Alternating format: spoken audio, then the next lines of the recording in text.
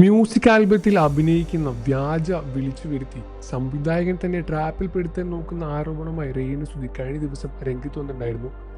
വിപിൻ ലാൽ എന്ന ആൽബം സംവിധായകനെതിരെയാണ് രേണു ഗുരുതരമായി തന്നെ ആരോപണവുമായി രംഗത്ത് വന്നത്. രേണുവിന്റെ വാക്കുകളിലൂടെ തുടർന്ന് ഇങ്ങനെയാണ് പറയുന്നത്: അയാൾ പറഞ്ഞതെല്ലാം പച്ചക്കള്ളമാണ്. വിപിൻ ലാൽ വൃത്തികെട്ട ഒരാളാണ്. ദാസേട്ടനും ഞാനും ഒരുമിച്ച് അഭിനയിച്ച് കുണിങ്ങി കുണിങ്ങി എന്ന ആൽബത്തിന്റെ സെറ്റിൽ വെച്ചാണ് അയാളെ ആദ്യമായി കാണുന്നത്. കഥ പറയാനാണ് പുതിയൊരു ആൽബം ഉണ്ടെന്ന് പറഞ്ഞ് അഡ്വാൻസ് അയച്ചു തന്ന് അതിലേക്ക് അയാൾ എന്നെ ക്ഷണിച്ചത്. മോഡൽ ഡ്രസ്സായി ധരിക്കണമെന്ന് പറഞ്ഞു. വസ്ത്രങ്ങൾ അയച്ചു തന്നതേ ഉള്ളൂ. ഇട്ടുനോക്കി കംഫർട്ടാണെങ്കിൽ മാത്രം ധരിച്ച് അഭിനയിച്ചാൽ മതി എന്നും പറഞ്ഞു. ആ സമയത്ത് ഞാൻ ദുബായിലായിരുന്നു. ആൽബം ഉണ്ടെന്ന് മാത്രമേ പറഞ്ഞിട്ടുള്ളൂ. സീനൊന്നും വിവരിച്ചു തന്നിട്ടില്ല.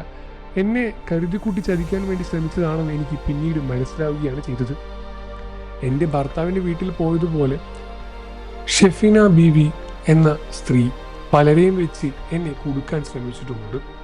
വസ്ത്രങ്ങൾ ട്രയൽ ചെയ്ത് നോക്കാനായി ഞാൻ വിപിൻ ലാലിൻ്റെ വീട്ടിൽ പോയി. അയാളുടെ ഭാര്യയും അവിടെ ഉണ്ടായിരുന്നു. വസ്ത്രം ധരിച്ച് നോക്കിയപ്പോൾ ഒട്ടും കംഫർട്ടബിൾ ആയിരുന്നില്ല. അതേപോലെ തന്നെ പാർട്ടി നൽകുമ്പോൾ ഡാൻസ് കളിക്കണമെന്ന് മാത്രമാണ് പറഞ്ഞത്. അന്ന് മീഡിയ അവിടെ ഉണ്ടായിരുന്നത് കൊണ്ട് ഞാൻ രക്ഷപ്പെട്ടു. അല്ലെങ്കിൽ അവർ എന്നെ കൊന്നു കുഴിച്ചുമൂടുമായിരുന്നു. അങ്ങനെ ഒരു സാഹചര്യമായിരുന്നു അത്. ആദ്യം ഒരു പൂവ് തരുന്ന സീനായിരുന്നു എടുത്തത്.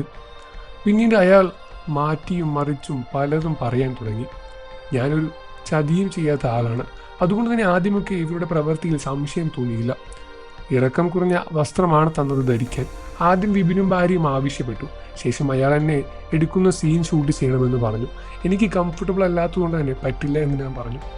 എന്നിട്ടും അവർ നിർബന്ധിക്കുമായിരുന്നു എന്നെ. പക്ഷെ ഞാൻ വഴങ്ങിയില്ല. പൊക്കിൽ മുന്തിരി വെച്ച് വിപിൻ അയാളിനെ കടിച്ചെടുക്കുമെന്ന് ഒരു ഷൂട്ട് ചെയ്യണമെന്ന് പിന്നീട് അവർ പറഞ്ഞു. അതിനും ഞാൻ വഴങ്ങിയില്ല. സൗമ്യമായി തന്നെയാണ് ആദ്യം ഞാൻ സംസാരിച്ചത്. അവർ ആരോപിക്കുന്നത് പോലെ തന്നെ ഞാൻ അന്നേ ദിവസം മദ്യപിക്കുകയോ സിഗരറ്റ് വലിക്കുകയോ ചെയ്തിട്ടുമില്ല. അങ്ങനെയാണെങ്കിൽ അവർ തെളിവ് കൊണ്ടുവരട്ടെ. ഭക്ഷണം പോലും അവർ എനിക്ക് വാങ്ങി തന്നില്ല. മദ്യവും മയക്കുമരുന്നും കഴിച്ചിട്ടുമില്ല.